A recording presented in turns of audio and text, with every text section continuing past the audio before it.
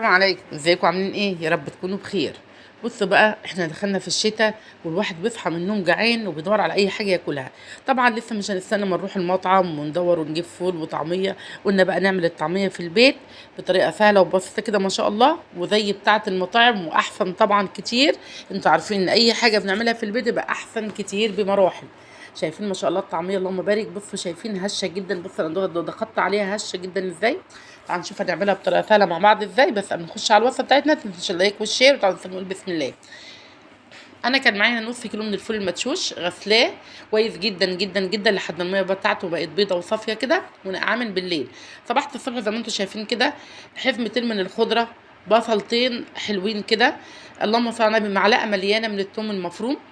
هي دي كل الخضرة بتاعتنا، او هي دي كل المقادير بتاعتنا. الفول المدشوش المنقوع، البصلايه متقشره ومغسوله ومتقطعه، الخضره بتاعتنا مش مقطعه رفيع، انا مقطعه كده الخضره على 3 4 قطع كده يعني اجزاء زي ما انتم شايفين. قلبت كله على بعضه. وفي الكبه بتاعتنا بشيل بالكميه على قد الكبه بتاعتك، وتنزلي بيها في قلب الكبه، تنزلي فيها وتضربي زي ما انتم شايفين كده. من الوقت للتاني افتح الغطا اساعدها شويه ان انا انزل كل اللي على الجوانب بتاعتها، ولو محتاجه تاني بديها شويه تانيين. طبعا انا بصور زي ما انتم شايفين، ده مش تصويري طبعا لان انتوا عارفين ان انا عندي الرنجي بصور عليه. بس انا صراحه ربنا ما كنتش في البيت عندي، انا كنت عندي اخواتي وطلبوا مني بقى ان انا اعمل لهم الطعميه. صراحه ربنا انا عملت عندهم، يعني اول ما رحت طلبوا مني كام حاجه كده وعملتها وما شاء الله وصورتهم كلهم. تمام. هنشوفها بقى في الفيديوهات الجايه بامر الله كده زي ما انتم شايفين بقى. المهم احنا بنضرب معانا بنضرب معاكم هنا زي ما انتم شايفين كده الطعميه، الفول بالخضره بالبصل بالثوم، هي دي كل مقادير الطعميه.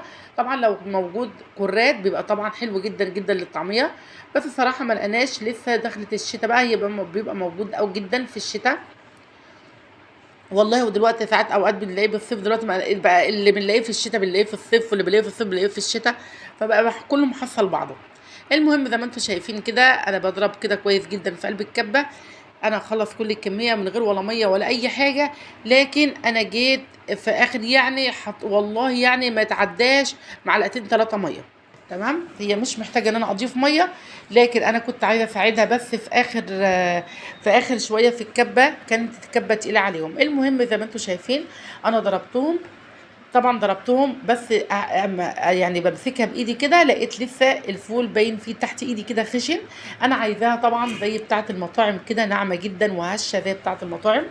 فبعد ما خلصت كل الكميه هفضيهم كلهم كده مع بعض وهقلبهم تقليبه كويسه، وبعد كده هبتدي ان انا اضربهم. شايفين بقى انا بوريكم هنا ان هي بصوا لا لسه خشنه مش عجباني كده، فانا هضربها ضربه تانية طبعا في الكبه.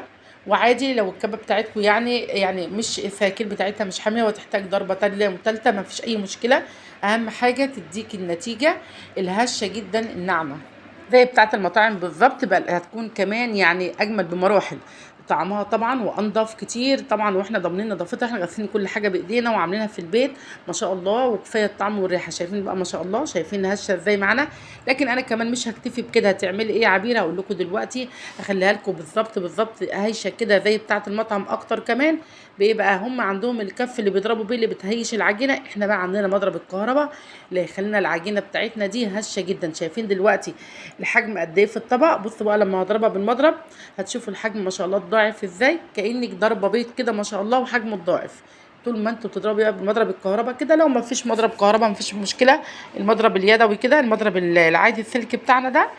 يعني انا كنت عاملاها في رمضان قبل رمضان يعني تفريزات رمضان، وكنت عاملاها ضربها بالمضرب السلك وما شاء الله برضو هيشتهي جدا كده، وكانت الله اكبر عليها هايشه وجميله جدا. عايزه اقول لكم الطعميه البيتي دي ما فيش احسن منها والله العظيم، ما فيش احلى منها. طعمها وريحتها في البيت كده تحس ان انت ما شاء الله كده يعني. الواحد لما بيجيب من المطعم حتى لو رحت جبته على قد ما هتجيبه بتاكله لازم يفيض منها وبترمي، لكن لما تعملوها في البيت ما فيش طعميه بتفضل من الطبق. وعايزه اقول لكم كل ما اخلص يقول لي دي مش هتكفي، لنا تاني لنا تاني، لان هي ما شاء الله بقى طعمها حلو جدا جدا. شايفين بقى الطبق ما شاء الله حجمه بقى عامل ازاي؟ شايفين اتضاعفت ازاي بقى حجمها قد ايه؟ الله اكبر. بصوا انا كده شلت منها شلت منها طبق كده علشان خاطر انا هقليه. ودي بقى اللي انا هعبيها في الاكياس. عايزه اقول لكم بعد ما عبيت الاكياس عملوا معانا 4 اكياس، والله العظيم ما فضلش منهم الا كيسين 2 بس، فضيتهم في نفس الوقت. كل مقلي يجي ياخده وانا بقليها ما شاء الله بالف انا وشفا يا رب. فما قعدتش ففضلش منها من نص كيلو غير هم كيسين شلتهم. عشان كده بقول لكم الحاجه اللي بتتعمل في البيت بتبقى ما شاء الله عليها تحفه جدا جدا. هنا بقى زي ما انتم شايفين كده نزلت عليها بمعلقه من الكزبره الناشفه. والكزبره انا بحب احمصها الاول كده على البوتاجاز تبقى ريحتها حلوه جدا جدا. هنا بقى طبق فيه كزبره طبعا مطحونه، وفيه شويه من السمسم. وزي ما انتم شايفين بقى دلوقتي الطاسه قدامنا، شايفين الطاسه دي حجمها كبير جدا، يعني ما تقولوش ان الزيت قليل فيه، لان الطاسه حجمها كبير ما شاء الله. بيقلوا في طاسه كبيره جدا مش عارفه ليه يعني. امي زي ما انتم شايفينها دلوقتي. بصوا بقى الطعميه بتاعتنا بقليها، بصوا شايفين ولا فكت ولا فتفتت معانا في الطاسه ولا اي حاجه خالص خالص كده. الزيت والله يا جماعه كتير جدا، بس زي ما قلت لكم الطاسه ما شاء الله اللهم بارك كبيره جدا جدا. بيقلوا فيها طاسه يعني عشان دي نقل فيها زي اي طاسه عاديه. عايزين نفضي فيها ازازتين زيت. انا عايزه اقول لكم دي ازازه الزيت اللي في الطاسه اللي انا مفضيها دي. شايفين بقى ما شاء الله. انتوا بقى كمان اللون بتاع الطعميه اتحكموا فيه زي ما انتوا عايزين. الطعميه بتاعتنا مجرد ما بتنزل الزيت ما شاء الله وتشم السخونيه تحسيها اتنفخت كده. شايفين اللون ده حلو جدا جدا جدا. لكن هم الصراحه كانوا عايزينها مقرمشه جدا، فانا سبتها لحد ما اخدت اللون الغامق زي ما انتوا عايزين بقى. انتوا لو بتحبوها اللون الفاتح ده طلعوها زي ما انتوا عايزين، كل واحد على حسب ما بيحب. شايفين ما شاء الله اديت لنا هم زي ما قلت لكم هم دول الكيسين اللي فضلوا معانا. وشايفين الطعميه في طبق تاني بره الصراحه مش هقول لكم لا، بس انا لحقت ده بالظبط عايزه اصوره مش عارفه اصور منهم، مش سايبيني اصور. شايفين هشه ازاي بضغط عليها بتدينا عامله ازاي، تحفه جدا جدا والله يا جماعه. هتعجبكم جدا جربوها. ولو عجبكم الفيديو بتاعنا النهارده ما تنسوناش في اللايك والشير وتفعيل الجرس ودعوه حلوه من القلب كده على الطعميه القمر دي.